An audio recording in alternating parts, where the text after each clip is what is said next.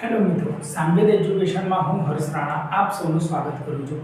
આજના વિડીયોમાં આપણે ધોરણ 11 સ્ટેટ વિષય ચેપ્ટર નંબર 2 માહિતીનું નિરૂપણનો સ્વાધ્યાય 2.1 નો દાખલા નંબર 9 જોઈશું. જો આપણે દાખલા નંબર 6 ઓલરેડી ભણી ગયા છીએ.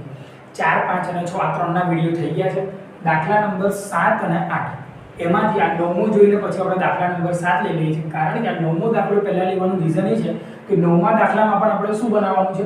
અનિવારક અને સતત આવૃત્તિ વિતરણ તૈયાર કરવાનું છે. જે આપણે ઓલરેડી દાખલા નંબર 6 માં એટલે કે આની પહેલાના વિડીયોમાં આપણે જોઈ ગયા છે કે અનિવારક સતત આવૃત્તિ વિતરણ કેવી રીતે બનાવવાનું છે. એટલા માટે આપણે સૌથી પહેલા દાખલા નંબર 9 જોઈશું, પછી દાખલા નંબર 7 જોઈશું અને 9 તમને આવડશે એટલે 8મું તમે ઓટોમેટિક તમારી રીતે કરી શકશો. બરાબર?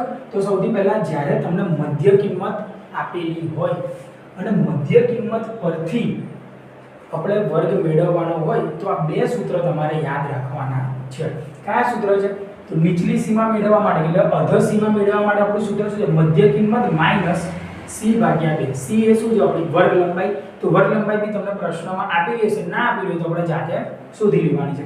ઉપલી સીમા મધ્ય કિંમત ખાલી માઈનસ નું શું થઈ જશે? પ્લસ. એટલે ઉર્ધ્વ સીમામાં પ્લસ થશે અને અધર સીમામાં માઈનસ થશે. આ રીતનો ઉપયોગ ક્યારે કરીશું? કે જ્યારે આપણે વર્ગ મેળવવાના છે કોના પરથી?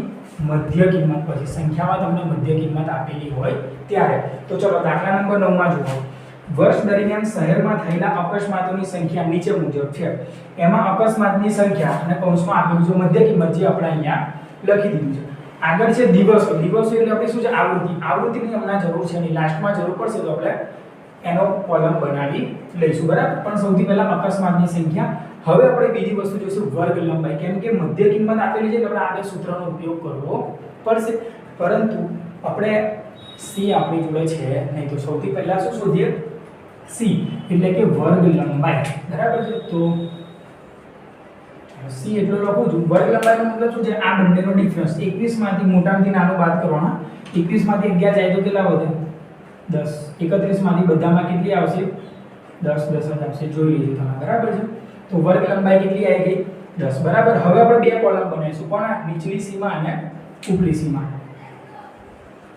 ચલો પહેલા લઈએ નીચલી સીમા. સૂત્ર શું છે? અહીંયા એકવાર લખી લો. મધ્ય કિંમત માઈનસ c/2. બરાબર છે? તો મધ્ય કિંમત કેટલી છે? 11.5 માઈનસ 11.5 એકવાર લખું છું. બરાબર છે? બાકી તો ડાયરેક્ટ કેલ્ક્યુલેશન લખીશું. બરાબર? મધ્ય કિંમત કેટલી છે? 11.5 માઈનસ c કેટલો છે? 10/2. 10 માંથી 2 10/2 એટલે 5. 11.5 માંથી 5 જતા રહેશે તો કેટલા રહેશે? 6.5. કેટલો જવાબ આવશે? તો આપણે દરેકમાંથી 10/2 એટલે દરેકમાંથી 5 માઈનસ કરવાના રહેશે. તો ડાયરેક્ટ લખીએ. હવે 6.5 તો થઈ ગયો. આમાંથી 5 માઈનસ કરીશું એટલે 16.5. આમાંથી 5 માઈનસ કરીશું એટલે 26.5. આમાંથી 5 માઈનસ કરીશું એટલે 36.5. અને આમાંથી 5 માઈનસ કરીશું એટલે 46.5. ચલો ક્લિયર? ખબર પડી શું કર્યું? નીચલી સીમા નું સૂત્ર શું છે? મધ્ય કિંમત માઈનસ c/2. તો c/2 એટલે 10/2 એટલે હવે ફક્ત મારે 5 માઈનસ કરવા પડશે. તો મધ્ય કિંમતમાંથી 5 માઈનસ કરી દેવાના. ચલો હવે બનાવીએ ઉપલી સીમા. ઉપલી સીમા સૂત્ર એકવાર લખીએ છીએ ઉપર. મધ્ય કિંમત માઈનસની જગ્યા પર પ્લસ c/2.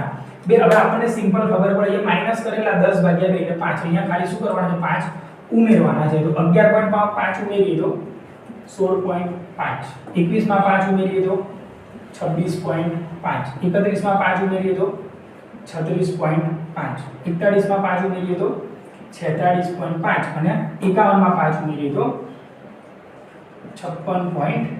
તો આ આપણી શું થઈ ગઈ? નીચલી સીમા અને ઉપલી સીમા. બરાબર? આ બે સૂત્રો હવે હું હટાવી દઉં છું. બરાબર? જો આગળ આપણે રાખી દઉં.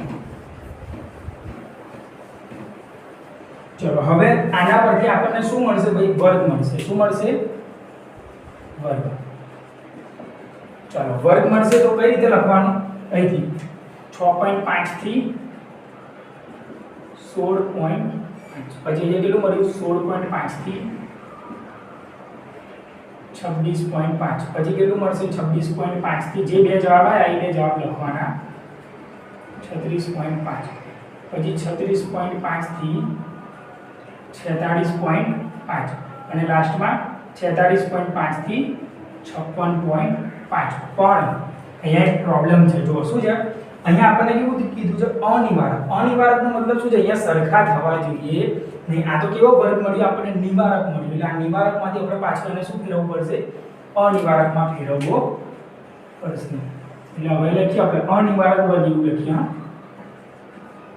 અનિવારક વર્ગ. અનિવારક વર્ગમાં શું કરવાનું, સિમ્પલ યાદ કરો. દાખલા નંબર 6 ફરીથી વિડિયો જોઈ લેજો જો યાદ ન હોય તો. દાખલા નંબર 6 માં શું હતું, વર્ગમાંથી તમારે અનિવારક વર્ગ બનાવવો હોય તો શું કરવાનું, પહેલામાં 0.5 ઉમેરવાના અને બીજામાંથી 0.5 બાદ કરવાના. તો આમાં 0.5 ઉમેરીશું એટલે 7 અને આમાં 0.5 માઈનસ કરીશું એટલે 16. આમાં 0.5 ઉમેરીશું એટલે 17, આમાંથી 0.5 બાદ કરીશું એટલે 26. આમાં 0.5 ઉમેરીશું એટલે 27 અને આમાંથી 0.5 માઈનસ કરીશું એટલે 36. આમાં 0.5 ઉમેરીશું એટલે 37 અને આમાંથી 0.5 બાદ કરીશું એટલે 46. આમાં 0.5 ઉમેરીશું એટલે 47 અને આમાંથી 0.5 માઈનસ કરીશું એટલે 56. તો આ થઈ ગયો આપણો અનિવારક વર્ગ. અને લાસ્ટ કોલમ આપણું બનશે શેનું, આવૃત્તિ. શેનું, આવૃત્તિ. જે દિવસો આપણને આપેલા છે એ 160 120 43 40 2 43 40 અને 2 નું કુલ આપેલું છે 365. ઓકે, તો અહીંયા આપણો દાખલો પૂરો થાય છે. તો દાખલા નંબર 7 જોઈએ. દાખલા નંબર 7 માં આપણને શું કહ્યું છે કે નિવારક સતત આવૃત્તિ વિતરણ બનાવવાનું છે. તો પહેલા નિવારક અને સતત આવૃત્તિ વિતરણમાં વર્ગ કેવા હોય એ સમજી લઈએ. તો જો વર્ગ સમજવા માટે આપણે એક ઉદાહરણ લઈએ. 40 થી 45, 45 થી 50. તો જો આવા વર્ગ હોવા જોઈએ કે જેમાં જો અર્ધ અને ઉર્ધ્વ કેવા છે, સેમ એટલે સરખા હોય એટલે નિવારક થઈ ગયું.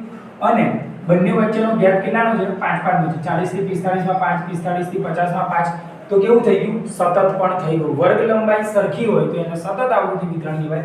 અને પહેલાનું ઉર્ધ્વ અને બીજાનું અધર સરખું હોય તો એને નિવારક આવૃત્તિ વિતરણ કહેવાય. તો આપણે આ ટાઈપનું અહીંયા આવૃત્તિ વિતરણ રેડી કરવાનું છે. હવે અહીંયા જો વર્ગ લંબાઈ કેવી રીતે જોઈશું, તો 5 5 નો વધારો થાય છે એટલે આપણે 5 5 નો ગેપ બનવો જોઈએ. હવે કેવું થી ઓછું આપ્યું છે, એટલે 30 થી ઓછા અને ગેપ કેટલાનો લેવાનો છે, 5 5 નો. એટલે આપણે કેવા લઈશું, 25 થી 30. સમજણ પડી?